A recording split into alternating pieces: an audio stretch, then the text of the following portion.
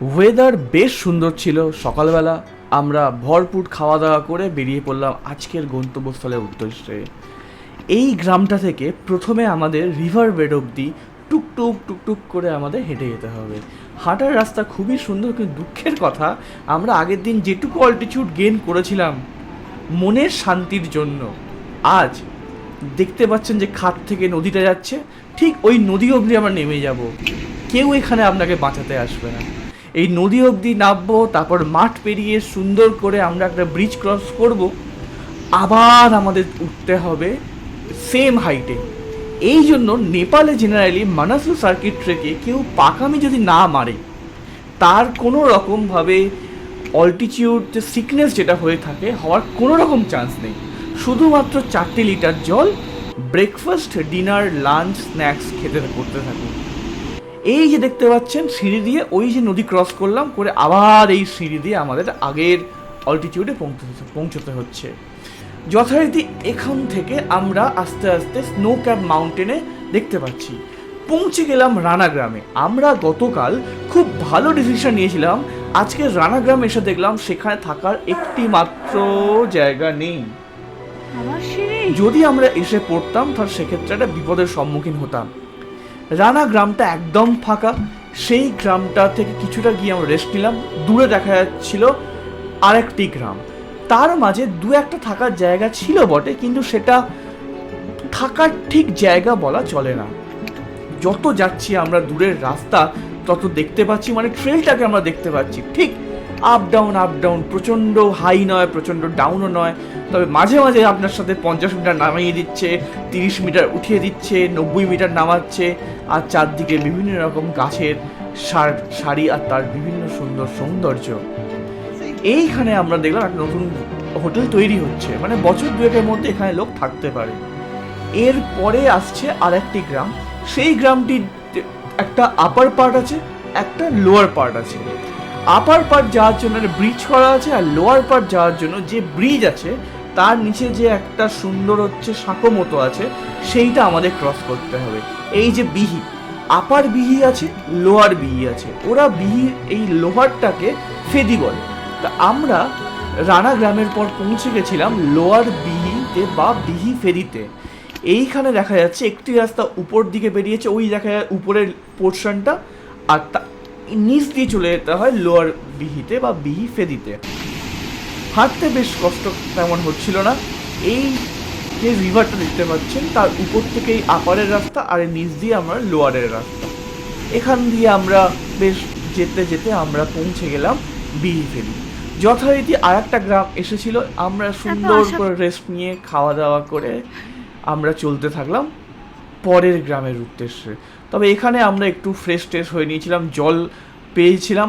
প্রত্যেকটা গ্রামেই আপনি কিন্তু জল পাবেন। এখানে এভারেস্টের মতো কোনো রকম সিন নেই যে আপনাকে জল কিনে খেতে হবে। হ্যাঁ, জল কিনে খাওয়াটা এখানে ম্যান্ডেটারি নয়, আপনি চাইলে নর্মাল জল খেতে পারেন, বাট এভারেস্টে তো কিছু জায়গায় ম্যান্ডেটারি জল আপনাকে কিনে খেতেই হবে। যাই হোক, এখানে আমরা কিছুক্ষণ স্টে করে ওই যে দূরে দেখা যায় দূরের রাস্তায় আমরা চলে যাচ্ছিলাম। এই গ্রামের পরে আজকে আমাদের প্ল্যান ছিল নামরুং। এটা অ্যাকচুয়াল গতকালের প্ল্যান ছিল, ডেং হয়ে হয়তো আমরা রানাতে যাবো বা নামরুংয়ে বেরিয়ে যাব। তো আজকে আমরা নামরুংয়ে যেতে পারি, বা নামরুংয়ে যদি ঠিক সময় মতো পৌঁছে যাই আমরা পরের গ্রামে চলে যেতে পারি। ডিপেন্ড করছে আমাদের হাঁটার স্পিডের উপর বা কেমন আমরা হাঁটছি।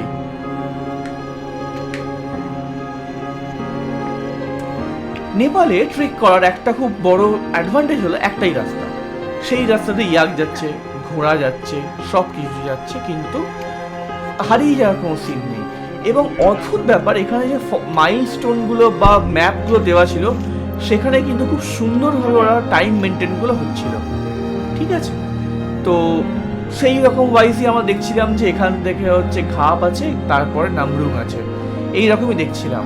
কিন্তু গতকাল যেমন আমরা এক জায়গায় গিয়ে ফেঁসে গেছিলাম, কিছুতেই আসছিলাম, যেটা ছিল হচ্ছে পেডং বা সামথিং লাইক দ্যাট, আজকের একটা ওরকম জায়গা পড়বে, জায়গার নাম বুর্ড।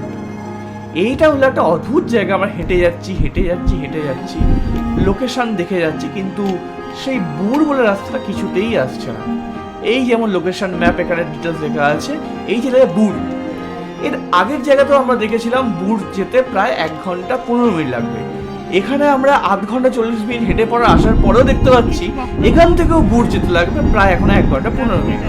এইখানে এসে আমি একটু ডিমোটিভেট হয়ে গেছি, এতটা হাঁটলাম ভাই, তবে কিছুটাই গিয়ে হলাম না। এইখান থেকে আরেকটা রিভার ক্রস করতে হবে, ক্রস করে আমাদের ওই যে দূরের রাস্তা দেখা যাচ্ছে ওখান থেকে আমাদের যেতে হবে বুড়গ্রামে। বুড়গ্রামের পরে আসবে আমাদের ঘাপ, তারপর আসবে নামরুং। নেপালে ট্রেক করার খুব মজার ব্যাপার হলো যে কোনো ফিক্স কিছু প্ল্যানিং নেই, আপনি যতদূর হাঁটতে পারবেন ততদিন হাঁটবেন, তারপর সেখানে আপনি থেমে যাবেন, থেমে গিয়ে ওখানে রেস্ট নিয়ে পরদিন হাঁটবেন। তো আমাদের এরকম প্ল্যান ছিল 12 দিনের বা 13 দিনে, আমাদের পুরো ট্রেক করতে সময় লেগেছিল 15 থেকে 17 দিন। এইখানে একটা আপনার জায়গা আসবে, যে জায়গাটা একটা অ্যাবান্ডান জায়গা, সেই জায়গাটা ক্রস করার পর এই যে দেখুন আবার এখানে দেখা যাচ্ছে বুড় আসতে প্রায় 1 ঘন্টা, অলরেডি আমরা এখানে কিন্তু প্রায় 45 মিনিট হেঁটে ফেলেছি, ঠিক আছে। তো তার কিছুক্ষণ পর অ্যাকচুয়াল যে গ্রামটা এলো বুড়গ্রাম, এইখানে আমরা আজকের মতো আমরা লাঞ্চ করেছিলাম। খাবার ছিল অসম্ভব সুন্দর, কিন্তু এর সব কিছুর পর যখন বুড় থেকে আপনি ঘাপে যাবেন তখন পূর্বে এই সুন্দর কিন্তু ল্যান্ডস্লাইড এরিয়া। যদি একা যান চেষ্টা করবেন দুপুরের আগে ক্রস করার জন্য, আর যদি গাইড থাকে চেষ্টা করবেন গাইডের হাত ধরে ক্রস করার জন্য। আর এখানে আমাদের হাঁটতে একটু ভয় লাগছিল, আর হাওয়া দুটোর পর থেকে কিন্তু পাহাড়ে হাওয়া দেয়, সেই জন্য তখন উপর থেকে কিন্তু ছোট ছোট পাথর পড়তে পারে, আপনার ভয় লাগতে পারে। এইটা ক্রস করার পরেই দূরে যে সেটেলমেন্ট দেখা যাচ্ছে দ্যাট ইজ ঘাপ বা ঘাপলা বা ঘাপশালা, এইরকম একটা নাম আর কি বেসিক্যালি।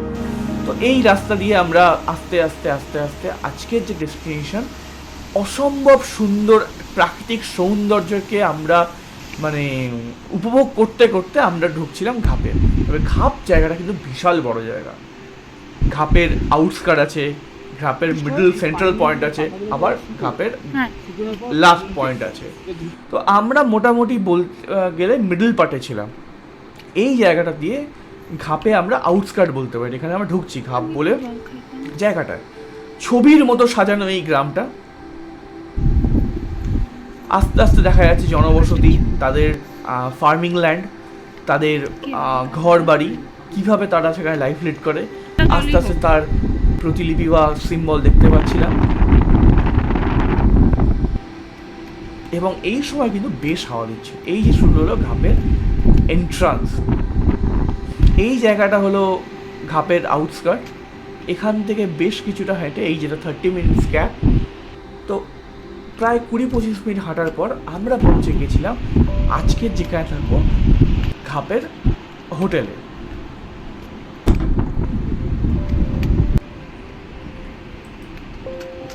মাত্র আর মানুষ, ও আচ্ছা আচ্ছা,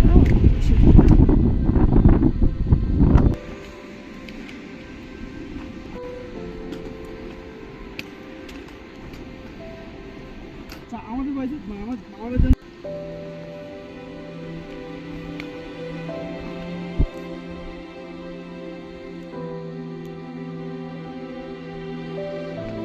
যাবা নিয়ে